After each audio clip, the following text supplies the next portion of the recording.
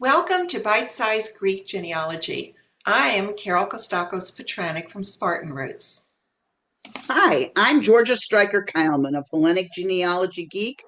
This is part 2B, where you can find birth information in Greek records. Remember to download the handout, which is in the description section of the video.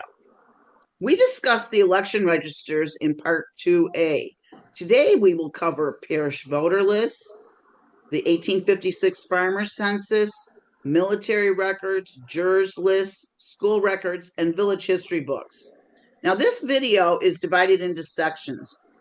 You can view a specific section or the entire content.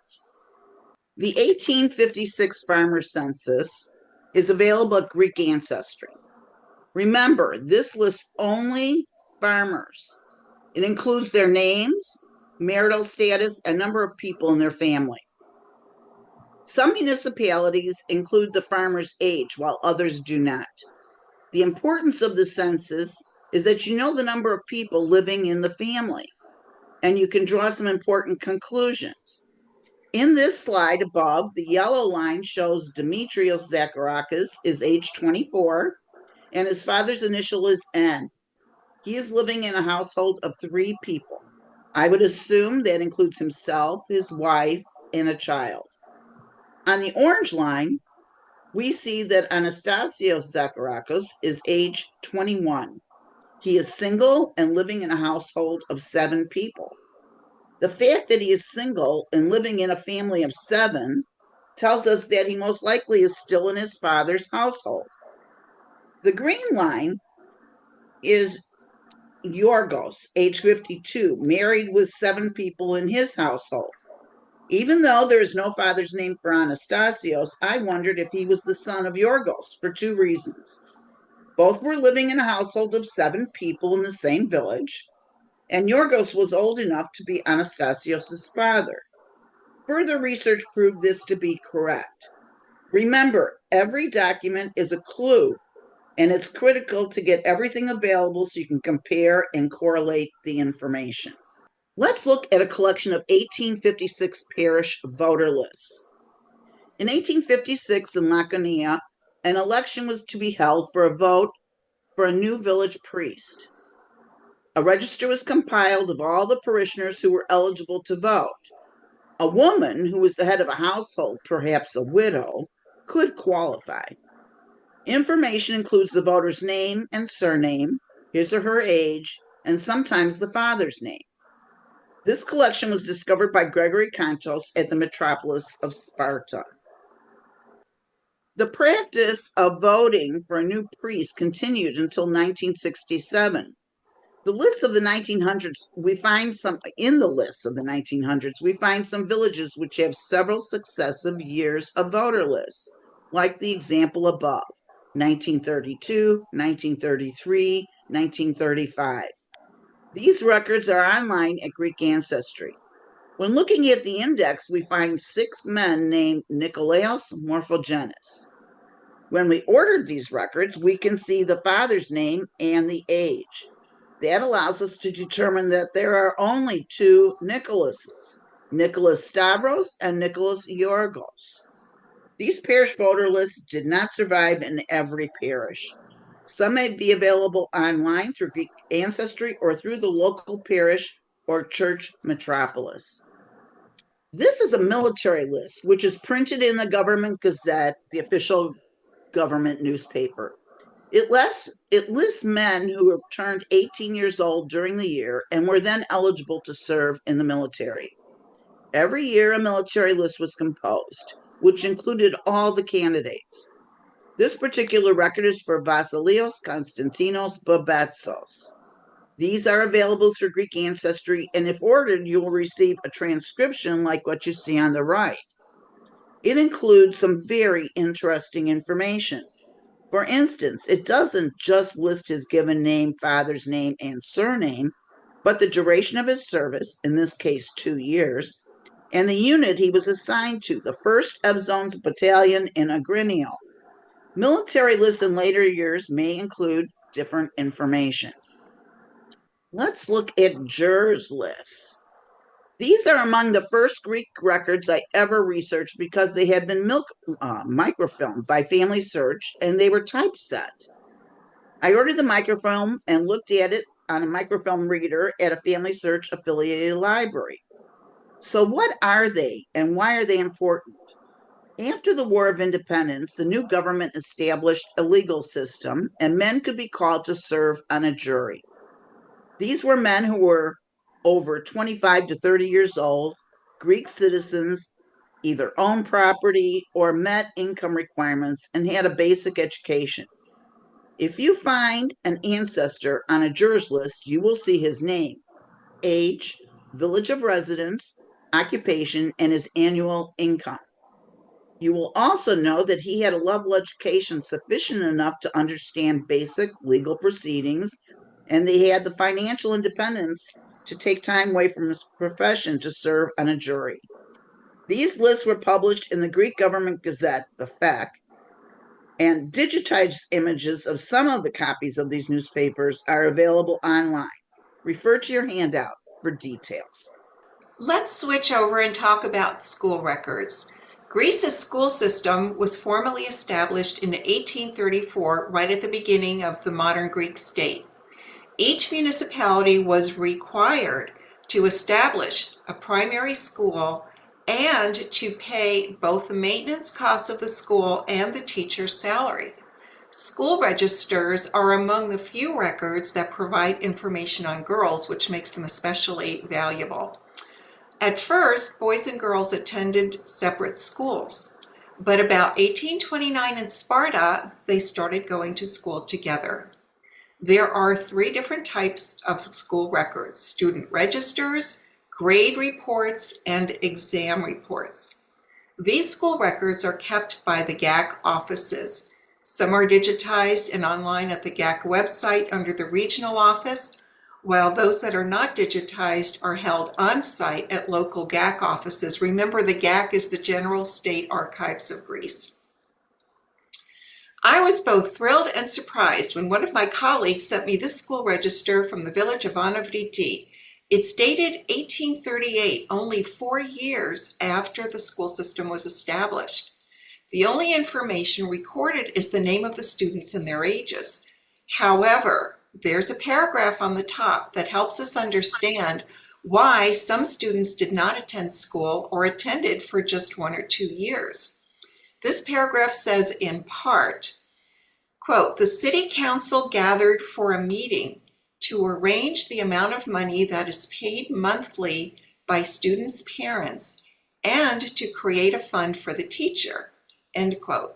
On a later page is also written, quote, "The city council realized that the tax brought great difficulty to the people, the small amount of money they had to pay, and that some parents decided they would prefer to postpone their children attending," close quote. So now we know that sadly, for some parents, paying for their children's education was either difficult or for some even impossible. I just had to show you this record. It's another very old school register, this one from 1883. Unlike the one in the previous slide, records are now capturing the student's age as well as the class that he's in. For example, under the class heading, A is equal to the first grade, B is equal to the second, G or gamma is equal to the third grade. This is a page from a school register for the year 1907. It gives the student's birth year, birthplace, current residence, and father's initial. It also has a column for the father's occupation. On line 1 is a good example of how valuable these records can be. Polymera Kalamai was age 12, which made her birth year 1895. Her father is Yorgos. She was born in America, but her current residence is Sikaraiki. Under father's occupation, it reads orphan. Orphan in this record means that a child's father died, not that both parents are dead. As a side note, this family was probably among the earliest to leave for America from their village.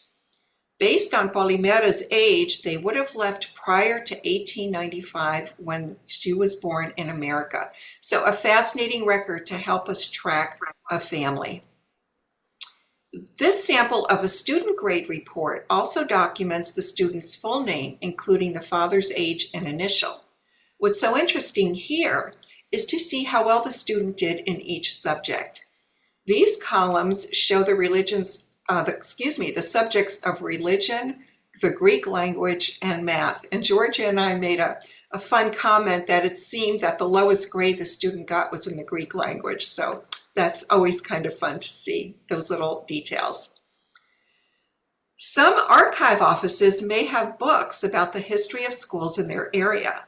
In Sparta, the archivist Pepi Gavala oversaw a committee which gathered archival information about the first primary school of Sparta, which was established in 1834 according to the government decree. The period covered in this book are school records from 1834 to 2000. An opening paragraph reads, quote, "This is a detailed record of the students of the first primary school, Sparta P, for the boys, and the primary school for girls from the dates 1835 to 2000. It saves the names of many families who inhabited the city from the beginning of the 19th to the end of the 20th century. Wonderful, wonderful, and a terrific resource for anyone researching in Sparta. Also, as you're out and about, keep your eyes open. You never know where you're going to find birth information. In this magazine about the area of Mani, which I found in the GAC office in Sparta, there is an article about children who attended secondary school in Yethio, the village of Yethio, from the years 1862 to 1912. The article gives their years of birth and the years they attended the school. The name or initial of the student's father is also given. So the example above is for Leonidas X for Christos Andriakos, born 1874, student in the secondary school of Yethio during the years 1889 to 1892. Now this Mani magazine ran 4 issues documenting school children in various areas of Mani. So you just never know where you're going to find something that will provide you information that you need.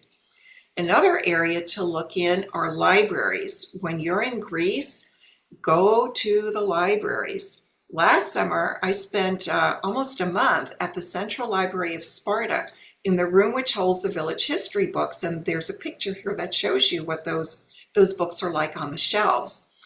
Libraries in larger cities may have a section dedicated to local history, and this is where you can find these books. If there's a book for your village, you are in luck. These were written by people from the village, some of them teachers, and they had access to all the records from the village as well as they knew the families. Many of the books had a small section that listed families or genealogies, but there were some that were dedicated predominantly to genealogy, such as this one from the village of Vroulia. The title is The Reestablishment of Families and Successions of Generations in Vroulia, Laconia during the 19th century. That's a long title, but it tells us a lot. It's 44 pages filled with genealogical trees and details about the families of the village. It truly is a treasure, and if you're from Vroulia, this is a book that you need to find. This book about the village of Georgici has 319 pages. Many of them are the history of the village, but over half of these pages have genealogies, photos, and stories of families. And there's a list of surnames in the back. Now, unfortunately, most village history books that I've learned in my travels were printed in limited numbers and are not easy to find online at booksellers. But there will be copies at local libraries, and it's possible that a librarian can provide you with the contact information for the name of the author and the publisher, which is in the front of the book. Georgia, this is your book. Yes. This is a book about my grandfather's village, Manthadea in Arcadia. This book was the inspiration for me to begin a Manthadea Village History Project. About 10 years ago, I reached out to a Tagia organization in Boston and asked if they knew of any books written about the modern history of the village. They recommended this book that had been published in Greece in 1992. I searched the WorldCat library system associated with my local public library. To my surprise, one book was available in Boston, Massachusetts. I did an interlibrary loan request and they sent me the book. I scanned it and that was the copy I used for years. Then, about a year ago, I found a used copy of the book for sale online at Alpheus Books in Athens, Greece. I now own an actual copy of the book. My recommendations for finding village history books are this. Check the WorldCat library system. Check out local organizations. Reach out to them. Check Google Books. Check used bookstores in the US and overseas. And ask other members in our group if they have information on books that have been written. In summary, look for your family in neighboring villages. The spelling of surnames, especially the endings, can be fluid, so know the surnames found in your village. Finding birth information goes beyond official civil and church records. Keep an open mind and collect every record possible. Compare data collected across various records. Now, have fun and good luck with your research journey. All right, thanks for watching. We'd love to hear your comments. So please leave a note under the video on Hellenic Genealogy Geek. And don't forget to download the handout. The link is the handout is located in the description of the YouTube channel. And our next video will be finding Greek marriage information, obviously in records in Greece, and we're also going to be looking at dowry contracts. See you next time for another bite of Greek genealogy. Bye. Bye.